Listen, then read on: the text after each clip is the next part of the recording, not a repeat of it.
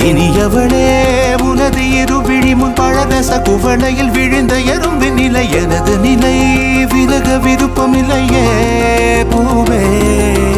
அதிசயனே பிறந்து பல வருடம் அறிந்தவை மறந்தது எனது நினைவில் இன்று உனது முகம் தவிர எதுவும் இல்லையே அன்பே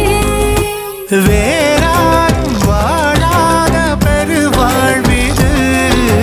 நினைத்தாலே மனமெங்கும் மழை தூவுது மழலையின் வாசம் போதுமே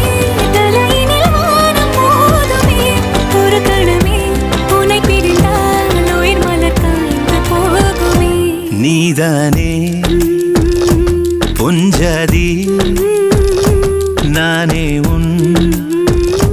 சரிபாதி நீதானே